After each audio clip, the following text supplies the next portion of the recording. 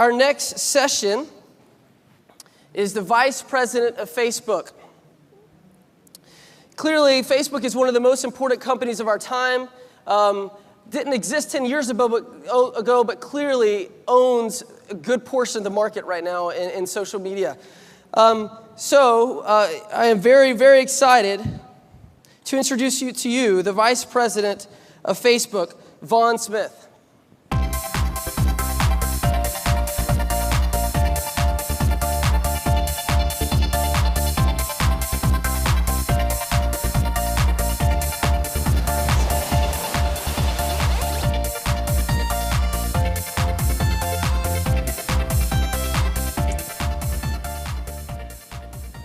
Good morning, everyone.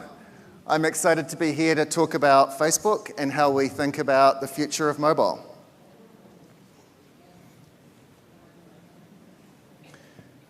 So starting at the highest level, Facebook's a mission-driven company. When Mark wrote a letter to shareholders, he talked about how we make money so we can build great products. And our mission is clear. We want to make the world more open and connected. We just passed 1 billion users.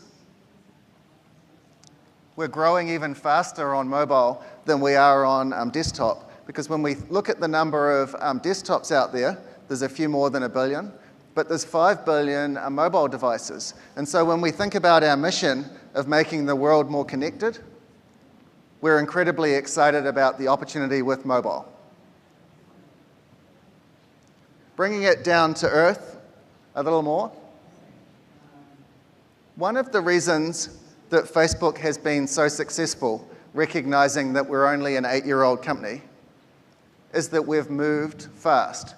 And when you walk around the Facebook campus, you will see posters on the walls. And they look like this. And they're designed to remind everyone the importance that we put on moving fast. When it came to mobile, I think the ironic thing is that even Facebook was not moving fast enough. What has changed that has been amazing in terms of creating an opportunity for all of us is the price of devices has plummeted just recently. When we look at the uptake of mobile, particularly in China, but also in Africa, India, all of the emerging markets, people are buying phones because the price is dropping so quickly. The piece that we're particularly excited about is that they're connecting up with data. And Facebook is one of the key reasons that users are doing this. Operators are investing tens of billions of dollars in building out 3G networks around the world, and users are saying, they're not saying I want to get on the internet. In emerging markets, they're saying, I want to get on Facebook. And so they're connecting up with data plans to take advantage of those networks. And then lastly, the other big thing that's changed is developers have noticed this opportunity with 1 billion users on smartphones, connected up with 3G networks, and they're pivoting quickly. I think the most notable example was recently when we acquired Instagram for $1 billion, but we're incredibly excited about the level of investment that we're seeing from developers in the mobile opportunity. Coming back to Facebook. If you read the media about what's going on with Facebook and mobile, one of the key topics has been the way we think about HTML5. And I want to address that because I know there are a lot of developers in the audience. Mark talked at TechCrunch Disrupt about this, and he said 2 things. He said, Facebook is incredibly excited about the future of HTML5, and he also said that we jumped in too fast and it was one of the biggest mistakes we made. It was interesting that all of the media attention was on the second part of what he said. I want to make sure that we're clear as a company that we're incredibly excited about the future of HTML5. When we look at developers in, say, the media space, that's already the primary way that they deliver services to their customers. And for Facebook ourselves, it's the number one way that our users come to use us. So when we look at the total number of users that we have on our iOS and Android apps, we add that number up, we have even more users coming to Facebook on the mobile web using an HTML5 interface. And so it's the number one way that users are using us today, and it's clearly where we see the future going. The mistake that we made as a company, which Mark talked about at Disrupt, was that we believed in HTML5 and put all of our weight behind that too quickly. And the change that we've made recently is to split our attention more appropriately between HTML5 for most of the ways that users come to us and converting our native iOS, and we're in the process with Android, apps to a native architecture. So what's changing at Facebook? Back in 2008, 2009, the way we worked on mobile was we had a small group of us. Actually, we probably fitted on about 20% of the stage. So something like this area, just this little corner. And we all sat together. And our job was to take the Facebook website and convert it to mobile. We basically copied it and converted it over so that users could use Facebook on mobile devices. What I'm showing you with this graph, which shows the percentage of mobile tasks completed by different teams at Facebook and how that's evolved from January, the start of this year, on the left-hand side, to today on the right-hand side, is that we've completely changed the way we do product development. What we've done is train up all of our engineers to do mobile first. And so what you see is that at the start of the year, most of the mobile code submissions were coming from the bigger version of that team that I talked about over in the corner of the stage.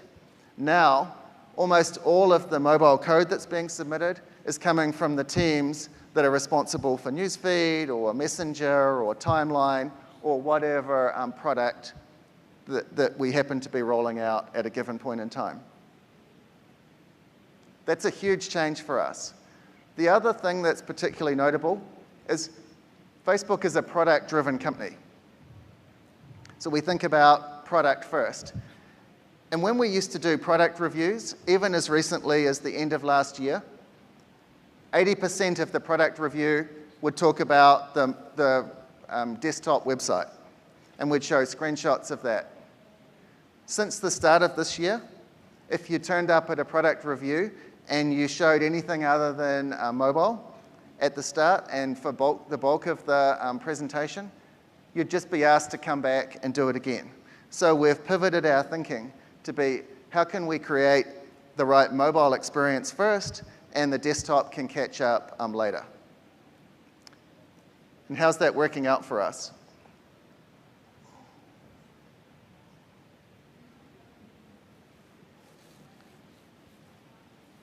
We're off to a reasonable start. So we recently announced that we now have over 600 million users using Facebook on a monthly basis on mobile. One of the other things that's very exciting is when we see people make the switch from using Facebook on desktop to on mobile, they get 20% more engaged. They spend 20% more time on Facebook, which is fantastic for us. Another number that I think illustrates the opportunity for us is if you look at not just the absolute number of people that are on Facebook in a given month, but you look at the number of friend connections that are on Facebook, that number is now over 140 billion.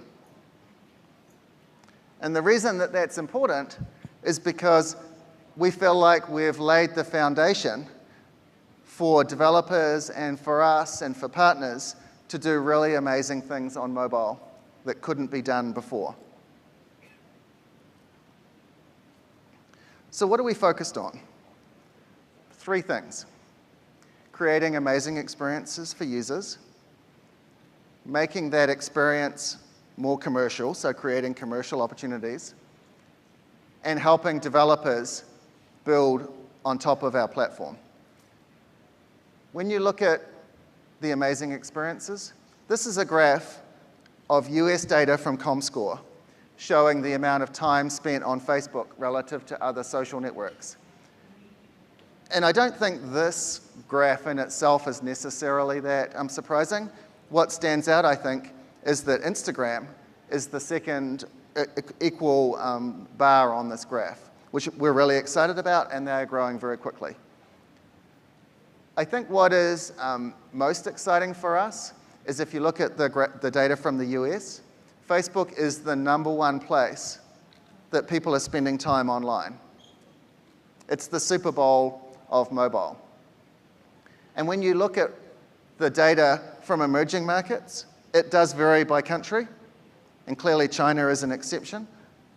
But by and large, the data is even more skewed to Facebook in emerging markets than it is in developed markets. So we're the #1 place that people are spending time online. And we feel like there is an incredible amount of opportunity for us to improve our experience and increase that time spent. Turning to the commercial piece.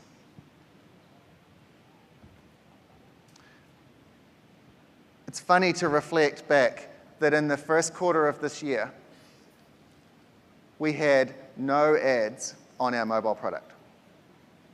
So we're working hard to help brands use our mobile products to create good experiences for their customers. Here's an example of the Facebook newsfeed on mobile, where you see multiple different companies taking advantage of sponsored stories to put relevant messages in front of users. Clearly, it's early days with these types of products, but we're very encouraged. The click-through rates are 10 times what we're seeing on desktop, and clearly we're onto something, and we're creating a great experience for both users and for brands, and we'll continue to evolve that. The next thing I wanted to show you, if I can click this, is what we launched this week for developers. So we launched a way for developers to drive installs and to track drive installs of apps and to track performance of those of money spent on Facebook through an ad product that directly takes you from the Facebook newsfeed to the Play Store or iOS Store to download your apps. And this is one of the biggest challenges when you create a great app, is how do you get it in front of users? And Facebook is now, we think, potentially the best way to solve that. So we're creating commercial products that help all of the partners that we have, brands, businesses, and particularly developers. Let's talk more about the developer piece. Because platform is a big part of what we're trying to do as a company. Sorry. I want to start by illustrating an example. I'm missing it. Where are we? Sorry, I'm missing a slide. So I wanted to show an example from work that we did with Nike, where Nike have an app that you can use if you're a runner, and it helps you show maps of where you've run, track how long you ran, distance, things like that, and you can share it with friends. When they integrated Facebook into their app, they saw a 77% increase in traffic because it was a great way for a runner to share what they were doing, their passion, with friends who were also interested in what they were doing. It's a good example of what we're doing with the platform on mobile to drive distribution for mobile developers. And we're proud to say that the majority of the top apps on both iOS and Android are integrated with Facebook and use Facebook as a login mechanism and to drive distribution. So I'd encourage everyone in the audience that's not doing that to think about how you can take advantage of our platform. I wanted to finish my presentation by talking briefly about how we think about partnerships, because mobile is a place where we think partnerships are incredibly important.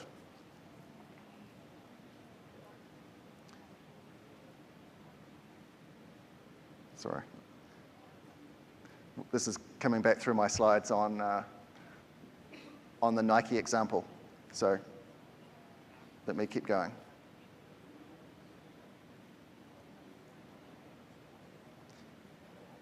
Can we go back to the photos example, please, Derek?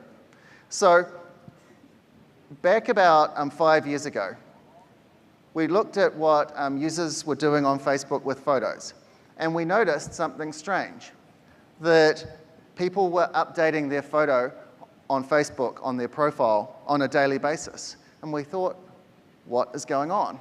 And we realized that users were trying to tell a story about what they were doing through their photos. And so we thought, let's launch a photo product and see how it does. And I think the general sense in the industry at the time was that this was a crazy thing to do, because if we can go back to the slide that shows the list of photos competitors we had at the time.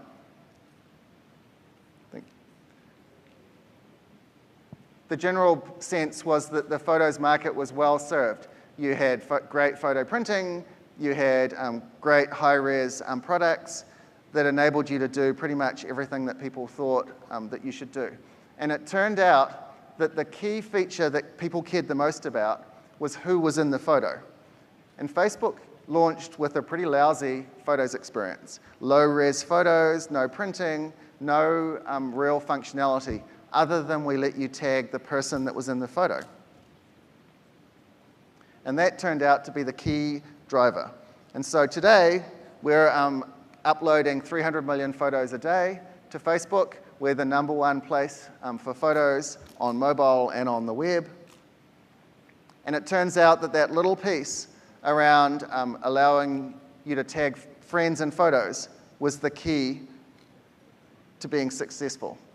And so if you're at Facebook 5 years ago and you see this, that was a pivotal time in the company, because we said, wow, this has just been amazingly successful.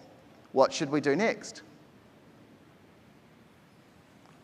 Should we do exactly what we did in photos, in games, and music, and a bunch of other categories, which we could see would likely respond in the same way?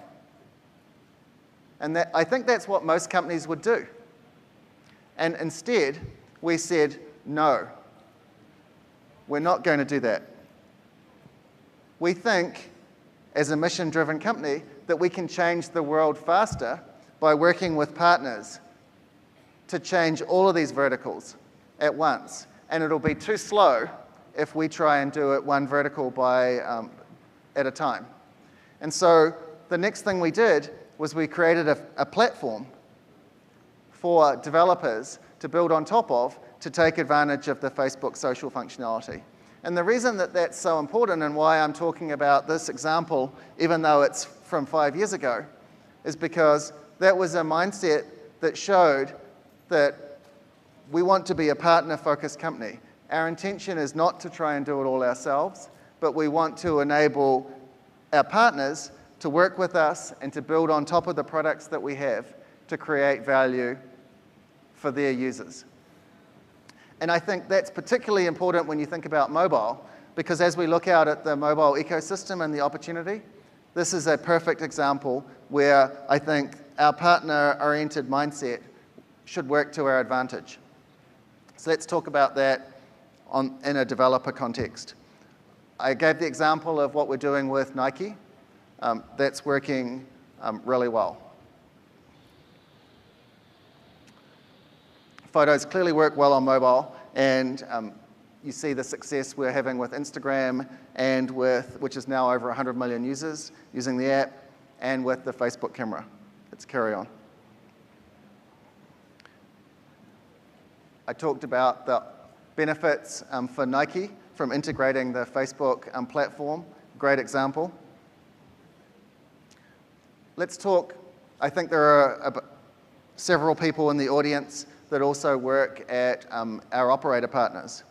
And I want to talk briefly because these are the companies that are enabling much of the growth and transformation that's happening in mobile through build-out of networks.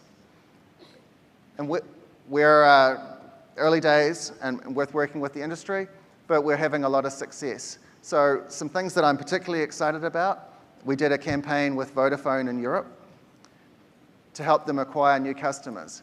And it turned out that we directly tied over 50% of all the new customers they got in their campaign through to ads that they put on Facebook.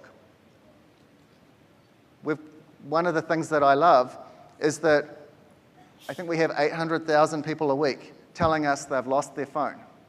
And most of those people, or a good percentage of those people, are in the market for a new phone within the next week. It's information that we have about users like that that allow us to put really relevant messages in front of users to help them and to help our operator partners. It's very clear that Facebook drives voice usage as well as data usage. We matched up users with another European operator, and we found that Facebook users made 40% more voice calls than non-Facebook users. If you go to emerging markets, like I talked about, the primary reason that people are getting mobile data connections is to get Facebook.